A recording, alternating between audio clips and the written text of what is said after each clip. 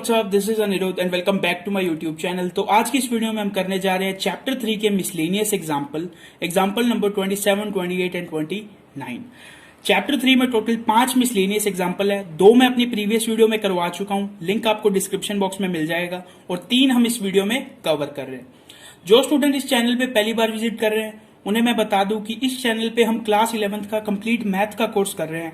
अगर आपको class 11th math का कंप्लीट कोर्स करना है तो आप इस चैनल को सब्सक्राइब कर सकते हैं। स्टार्ट करते हैं एग्जांपल 27 से।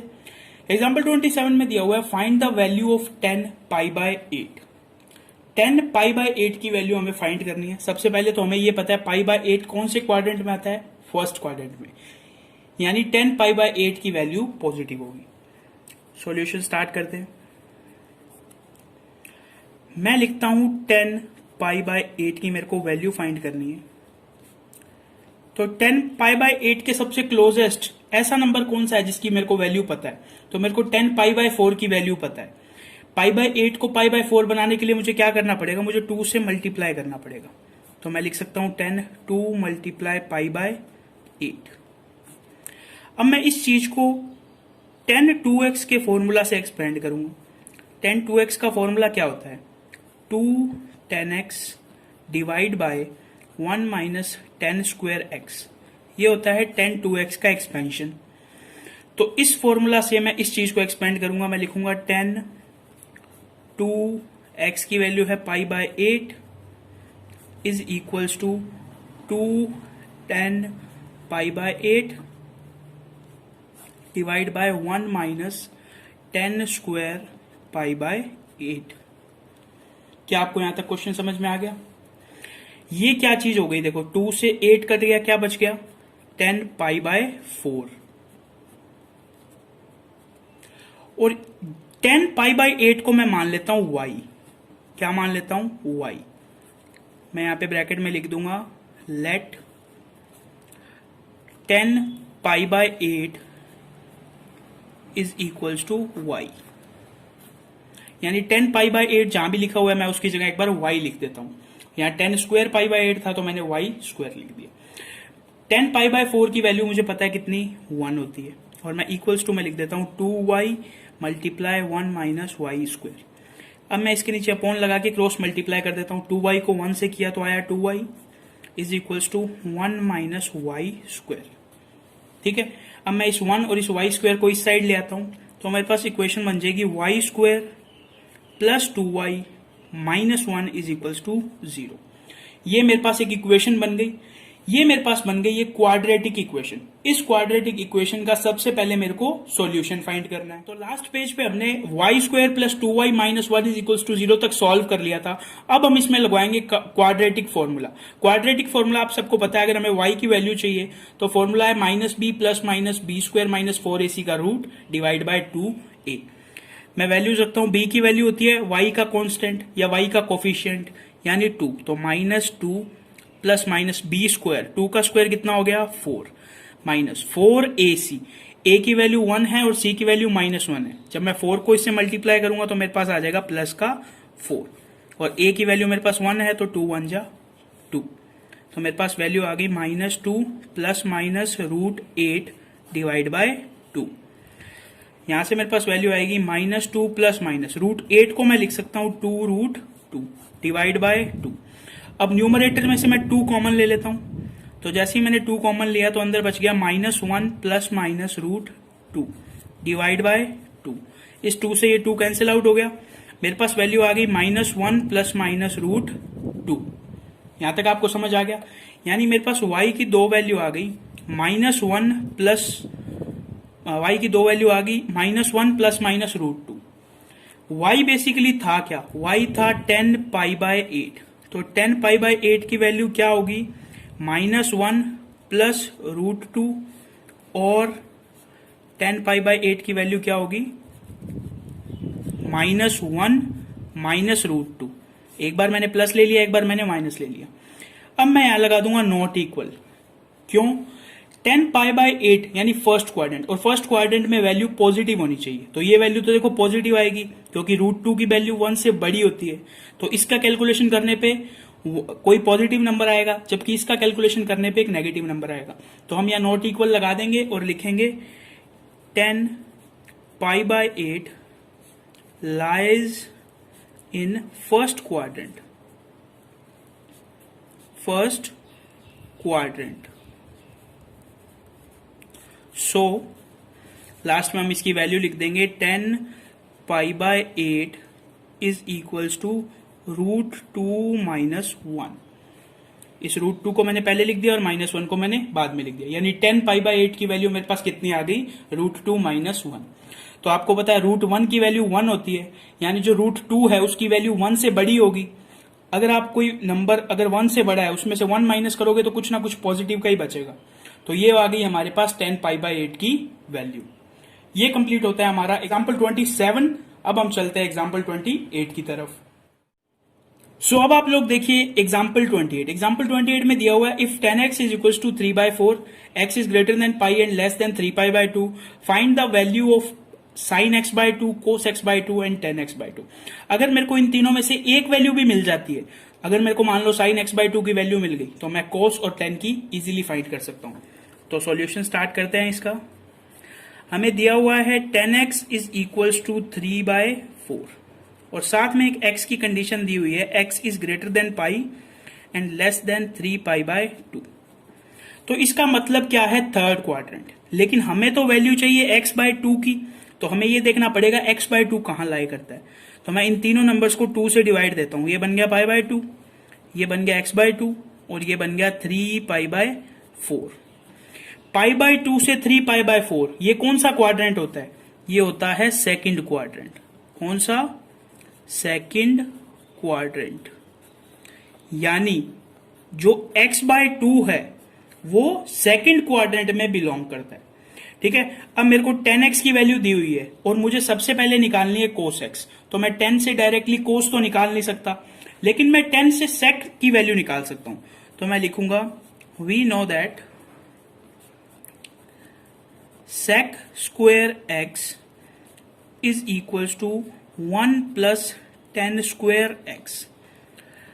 ठीक है, sec स्क्वेयर x की वैल्यू निकालूंगा मैं, कितनी आएगी मेरे पास, 1 प्लस 10 का स्क्वायर, 3/4 का स्क्वायर होगा 9/16, यानी sec स्क्वेयर x की मेरे पास वैल्यू आ गई 25/16।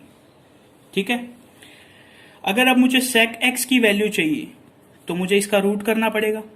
25 का रूट होता है 5 और 16 का रूट होता है 4, और मुझे यहां पे एक माइनस लगाना पड़ेगा। क्यों, क्योंकि x sec x क्या है, sec x जो है वो थर्ड क्वाड्रेंट में है। किस में है, थर्ड क्वाड्रेंट में। तो हमें ट्रिक लगानी पड़ेगी, ऑल साइन 10 कोस। थर्ड क्वाड्रेंट में तो सिर्फ 10 पॉजिटिव होता है, यानी sec क्या होगा, नेगेटिव। अब मेरे पास sec की वैल्यू है, क्या मैं cos x की वैल्यू निकाल सकता हूं। तो cos x क्या होता है, sec x का रेसिप्रोकल। तो मेरे पास cosec x की वैल्यू आ गई -4/5। लेकिन मुझे वैल्यू किसकी चाहिए थी, sin x/2 की। तो आपको एक फॉर्मूला पता होगा, फॉर्मूला है cos 2x का। cos 2x का एक फॉर्मूला होता है 1 - 2 sin स्क्वायर x। ये फॉर्मूला आपको पता होगा। अगर मैं इस 2x की जगह x रख दूं, तो मैंने यहां रख दिया x, तो मुझे इस x की जगह क्या रखना पड़ेगा, x/2। अब मैं इस टर्म को इस साइड ले आता हूं और cos x को इस साइड ले जाता हूं, तो मेरे पास फाइनल में आंसर आ जाएगा 2 sin square x/2 is equals to 1 minus cos x। cos x की वैल्यू मेरे पास है, देखो कितनी, -4/5। तो 2 sin स्क्वायर x/2 की मेरे पास वैल्यू आ गई 1 माइनस, और एक माइनस ये वाला, प्लस हो गए 4/5। ठीक है, तो यहां से मेरे पास आ जाएगी sin स्क्वायर x/2 की वैल्यू आ जाएगी 9/5 इसको सॉल्व करके, और ये वाला जो 2 है ये भी इसके डिवाइड में आ जाएगा। यहां तक आपने समझ लिया। अब हम चलते हैं नेक्स्ट पेज पे। तो sin स्क्वायर x/2 की वैल्यू आ गई 9/10, और हमें वैल्यू किसकी चाहिए, sin x/2 की। तो मैं रूट लगा दूंगा इस पे 9/10 पे। साइन x/2 की वैल्यू कितनी आई? 9 का स्क्वायर रूट होता है 3 और 10 का कोई स्क्वायर रूट नहीं होता, तो रूट 10। मैं यहाँ पे माइनस लगाऊं या नहीं? नहीं, क्योंकि x/2 कौन से क्वाड्रेंट में है? सेकंड क्वाड्रेंट में, और सेकंड क्वाड्रेंट में साइन पॉजिटिव होता है, यानी साइन की जो वैल्यू है वो कितनी आएगी? 3/10। अब मुझे निकालनी है कोस x/2 की। बिल्कुल सिंपल है, फॉर्मूला क्या होता है? 1 माइनस साइन स्क्वायर x/2 का whole square, 1 minus sine square x, 3 3 जा 9 एंड रूट 10 का स्क्वायर 10। ठीक है, तो यहां से मेरे पास कैलकुलेशन करने पे आ जाएगा 1/10 का रूट। जब मैं इसके रूट को सॉल्व करूंगा तो मेरे पास आ जाएगा 1/√10, वो भी माइनस का। क्यों? क्योंकि सेकंड क्वाड्रेंट में कोस x जो होता है वो क्या होता है? नेगेटिव होता है। अब मेरे पास साइन x/2 है, मेरे पास कोस x/2 है, क्या मैं 10x/2 निकाल सकता हूं? बिल्कुल इजीली निकाल सकता हूं। कैसे? Sine x/2 divide by cos x/2। Sine x/2 की वैल्यू मेरे पास है 3/√10 और कोस की है मेरे पास -1/√10। तो इसको सॉल्व किस तरह करेंगे? 3/√10 मल्टीप्लाई √10/1, वो भी माइनस का। √10 से √10 कैंसिल आउट, तो मेरे पास 10x/2 की वैल्यू आ गई -3। तो ये हमारे पास वैल्यू आ गई साइन x/2 की, कोस x/2 की एंड 10x/2 की। इसी के साथ ये कंप्लीट होता है हमारा एग्जाम्पल 28। अब हम चलते हैं लास्ट मिसलेनियस एग्जाम्पल पे, एग्जाम्पल नंबर 29। सो अब आप लोग देखो एग्जाम्पल 29। एग्जाम्पल 29 में हमें लिखा हुआ है prove that cos square x plus cos square x plus π/3 plus cos square x minus π/3 is equal to 3/2। तो प्रूव करना है, यानी सबसे पहले हम क्या उठाएंगे? लेफ्ट हैंड साइड लिखेंगे by LHS। Left hand side को पूरी को उठा लेंगे। दिया हुआ है हमें cos square x plus cos square x plus π/3 plus cos square x minus π/3। तो सारी टर्म्स देखो कोस स्क्वायर में, यानी हमें कोस स्क्वायर का कोई फॉर्मूला लगाना पड़ेगा। अब मैं आपको एक फॉर्मूला बताता हूं कोस 2x का। कोस 2x का पता है आपको 4 फॉर्मूलाज होते हैं। एक होता है कोस साइन में, एक होता है सिर्फ साइन के स्टेप्स में, एक होता है कोस के स्टेप में और एक होता है टेन के स्टेप में। तो हमें कोस 2x का कोस के स्टेप वाला फॉर्मूला उठाना है। तो वो होता है 2 कोस स्क्वायर एक्स माइनस 1। इस फॉर्मूला से मुझे कोस स्क्वायर एक्स की वैल्यू फाइंड करनी है, तो मैंने 1 को इस साइड ले आया। 2 cos 2x plus 1 is equals to 2 cos square x, और इस 2 को भी मैं इसके डिवाइड में ले गया, यानी कोस स्क्वायर एक्स की मेरे पास वैल्यू क्या आ गई? मैं ऐसे लिख देता हूं 1 plus cos 2x divide by 2। ये मेरे पास किसकी वैल्यू आ गई? कोस स्क्वायर एक्स की। तो मैं इस कोस स्क्वायर एक्स की जगह क्या लिख सकता हूं? 1 plus cos 2x divide by 2। इस कोस स्क्वायर एक्स की जगह भी ये लिख सकता हूं और इस कोस स्क्वायर एक्स की जगह भी ये लिख सकता हूं।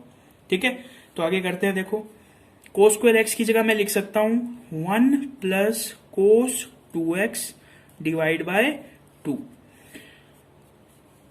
इस कोस स्क्वायर की जगह मैं लिख सकता हूं 1 प्लस कोस 2x की जगह मेरे को क्या लिखना पड़ेगा? x plus π/3 divide by 2 plus, same मैं इसके साथ कर सकता हूं 1 plus cos 2x minus π/3 divide by 2। ये देखो, ये मैंने लिखा है कोस 2 और x की जगह ये, कोस 2 और x की जगह ये। अब इन तीनों टर्म्स में से मैं क्या करता हूं? 1/2 को कॉमन ले लेता हूं, तो यहां पे बचा 1 प्लस कोस 2x प्लस यहां पे बचा 1 प्लस कोस, इस 2 को मैं अंदर मल्टीप्लाई कर रहा हूं, कोस 2x प्लस 2π/3।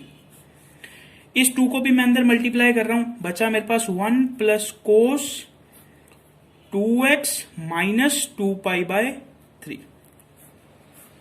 चीज आपको समझ में आ गई यहां तक?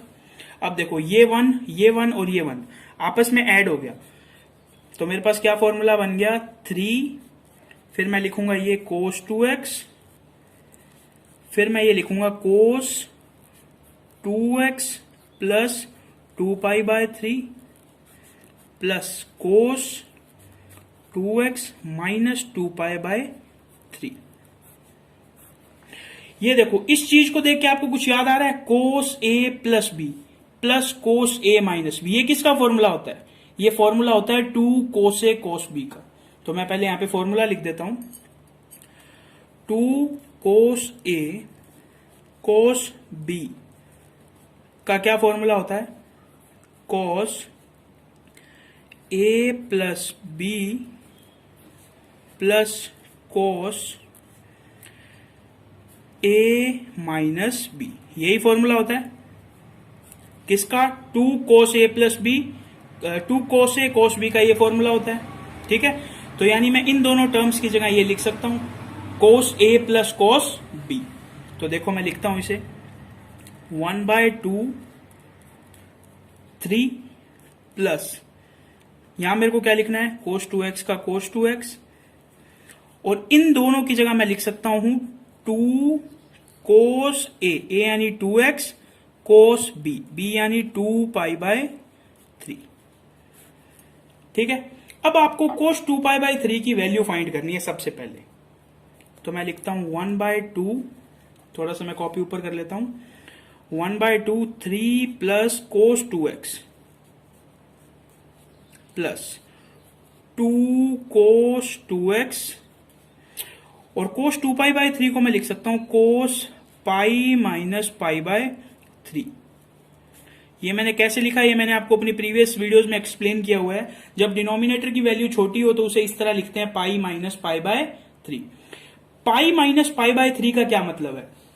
यानी ये जो कोस है ये कौन से क्वाड्रेंट में है? ये सेकंड क्वाड्रेंट में, और सेकंड क्वाड्रेंट में कोस की वैल्यू क्या होती है? नेगेटिव। यानी मेरी वैल्यू आएगी माइनस कोस π/3। क्या आपको वैल्यू समझ में आ गई कैसे लिखी मैंने? तो मैं यहां पे लिखूंगा 1/2 3 प्लस कोस 2x माइनस, ये जो माइनस बार आएगा उसे मैंने यहां लगा दिया, 2 कोस 2x मल्टीप्लाई कोस π/3 की वैल्यू कितनी होती है? 1/2। इस 2 से ये 2 कैंसिल आउट हो गया, यहां पे बच गया कोस 2x, इस कोस 2x से ये कोस 2x भी कैंसिल आउट हो गया, यहां पे कितना बच गया? 3/2। तो लास्ट में मैं लिख दूंगा 3/2, और यही हमें RHS में प्रूव करना था। लास्ट में हम लिख देंगे हेंस प्रूव्ड, हेंस प्रूव्ड। तो इसी के साथ ये कंप्लीट होता है हमारा एग्जाम्पल 29। बिल्कुल इजी एग्जाम्पल थे तीनों। अगर आपको ये वीडियो पसंद आई हो तो इस वीडियो को एक लाइक जरूर कर देना, और इसे अपने फ्रेंड्स एंड क्लासमेट के साथ शेयर भी कर देना। तो बस आज की वीडियो में इतना ही रखते हैं। अगर आपका कोई भी डाउट हो तो आप उसे कमेंट सेक्शन में पूछ सकते हैं। तो बस आज की वीडियो में इतना ही, मिलते हैं नेक्स्ट वीडियो में, तब तक के लिए थैंक्स फॉर वॉचिंग।